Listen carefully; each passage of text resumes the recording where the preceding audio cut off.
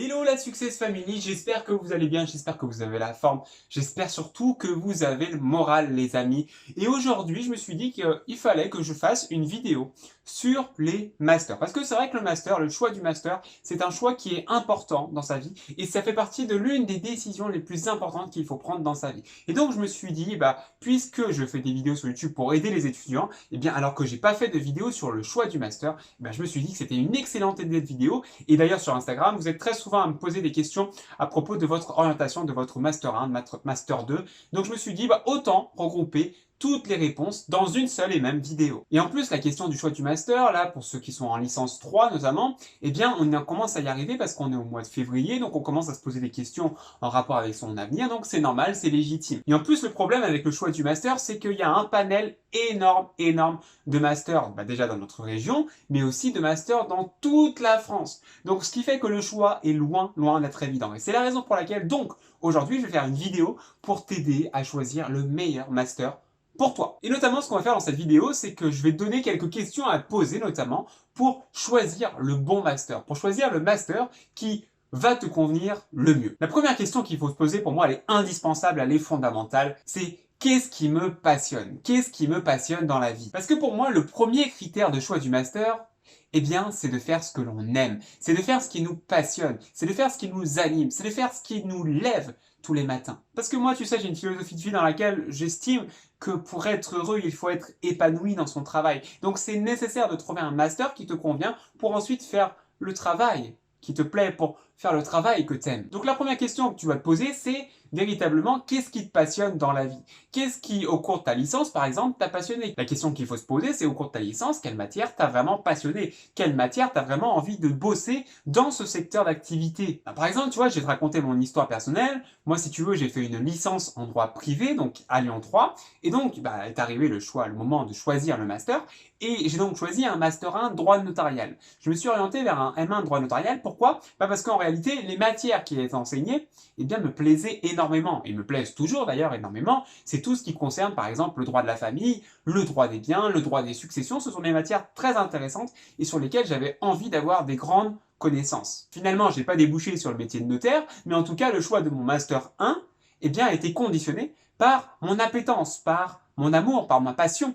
de certaines matières. Deuxième question qui me semble extrêmement importante de se poser, c'est quel débouché? Quel débouché avec ce master? Ça, c'est vraiment une question primordiale. C'est vraiment une question essentielle que toi qui me regardes dans cette vidéo, tu dois te poser absolument.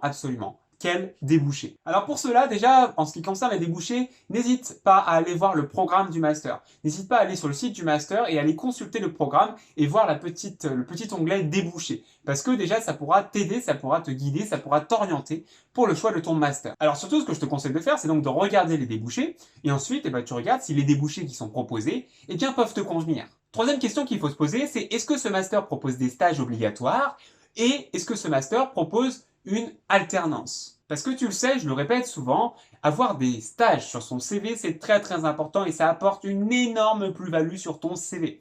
Donc déjà, le fait d'avoir fait des stages au cours de son master, même si ce sont les stages obligatoires, ça va apporter un grand plus dans ton CV. Et puis en plus, ça va vraiment te permettre d'avoir une vue d'ensemble de tel ou tel métier. Donc ça permet de concrétiser un petit peu tes études. Donc s'il y a des stages, ce que je peux te conseiller de faire déjà, c'est de te renseigner sur les modalités du stage, notamment par exemple la durée du stage, quand est-ce qu'il se déroule, etc.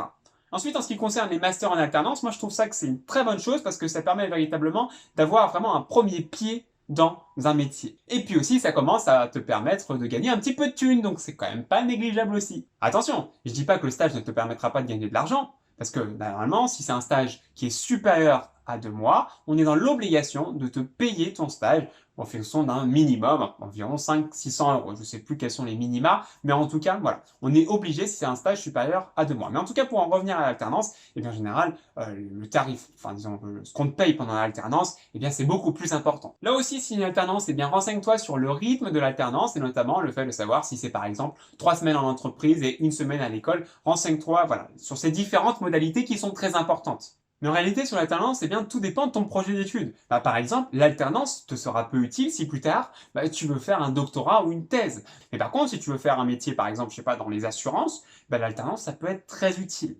Ensuite, la quatrième question que tu dois te poser, et qui revient souvent dans mes questions d'ailleurs, c'est est-ce que je dois plutôt choisir un master généraliste ou au contraire, est-ce que je dois choisir plutôt un master spécialisé? Alors, il n'y a pas vraiment de réponse oui, dans tel cas, tu dois garder un master spécialisé et dans tel autre cas, tu dois garder un master généraliste. Je vais te donner quelques petits conseils voilà, que je pense utiles. Mais là encore, cela ne relève que de mes conseils.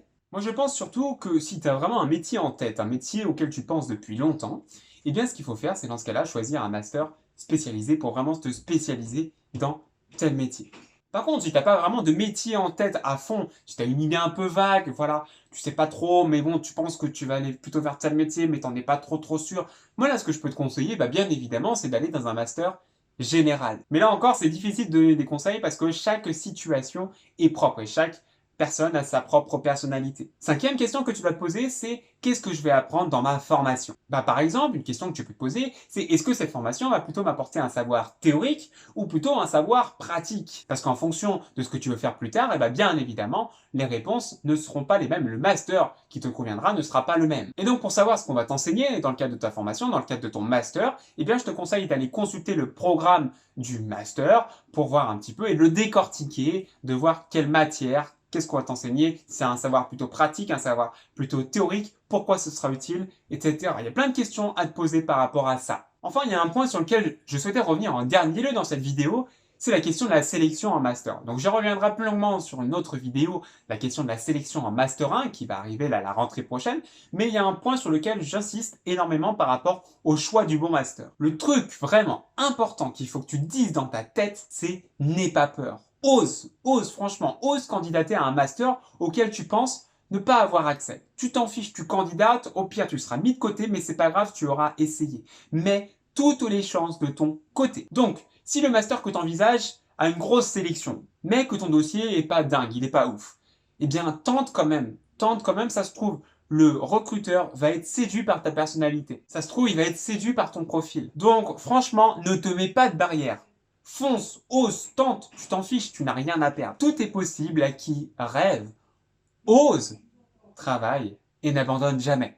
Ensuite, pour t'aiguiller dans le choix de ton master, je peux te conseiller d'aller voir le site internet trouvermonmaster.gouv.fr qui répertorie les différents masters sur le territoire français et notamment sur ce site internet on trouve le mode de sélection, la capacité d'accueil, les licences conseillées, etc. Tu trouves plein d'infos pour tel ou tel master. Donc trouvermonmaster.gouv.fr, ça peut être assez utile pour t'orienter, en tout cas pour t'aiguiller dans le choix de ton master. Voilà, j'en ai terminé pour cette vidéo par rapport au choix du bon master. J'espère que cette vidéo t'a plu, j'espère qu'elle t'a été utile. Si tu as des questions, n'hésite pas à les poser en commentaire. J'essaierai de faire une FAQ par rapport à cette question du master. Et puis je pense aussi que je vais faire une vidéo sur la sélection en master 1 qui arrive très prochainement. Donc voilà, j'espère en tout cas que ma vidéo t'a plu. Si c'est le cas, n'oublie pas de lâcher un pouce bleu et surtout de t'abonner à la chaîne pour recevoir d'autres vidéos de ce genre. Et puis sur ces belles paroles, n'oublie jamais une chose mon pote, ne cesse jamais de croire en toi. À la prochaine, ciao.